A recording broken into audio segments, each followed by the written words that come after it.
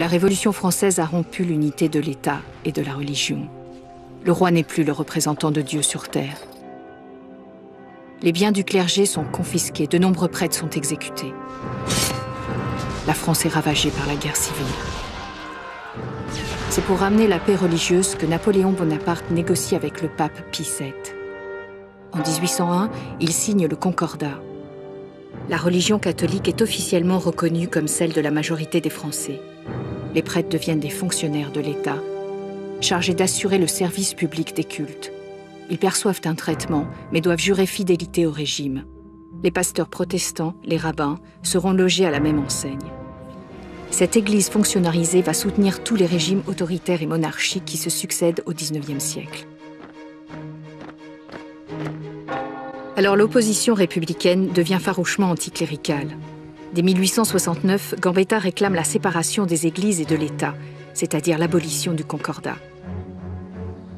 Le cléricalisme, voilà l'ennemi. Quand ils arrivent au pouvoir, les républicains laïcisent le pays. Deux France s'opposent, celle du curé et celle de l'instituteur, celle du croyant et celle du libre penseur. À partir de 1902, on assiste à de vraies batailles rangées que suscite la politique anticléricale menée par le gouvernement d'Émile Combes. Expulsion des congrégations religieuses, rupture des relations diplomatiques avec le Vatican. Le Concordat devient inapplicable. Éclate enfin l'affaire des fiches. On découvre que le général André, ministre de la guerre, fait ficher les officiers qui vont à la messe.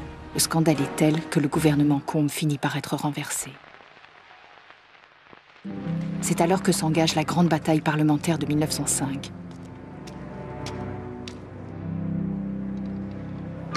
Le nouveau président du Conseil, Rouvier, voudrait éviter la guerre religieuse. Mais le 10 février, contre son souhait, les députés votent la tenue d'un débat sur la séparation. Le ministre des Cultes, Jean-Baptiste Bienvenu-Martin, dépose un projet de loi. Sous la présidence de Ferdinand Buisson, une commission spéciale prépare le débat. Le 21 mars 1905 s'ouvre la première séance de la discussion parlementaire qui va durer toute l'année. La loi de séparation des églises et de l'État est adoptée à la Chambre des députés par 341 voix contre 233. Aristide Briand est ovationné. Son discours final est affiché dans les 36 000 communes de France. Votée conforme par le Sénat le 6 décembre 1905, la loi est promulguée le 9 décembre et paraît au journal officiel le 11.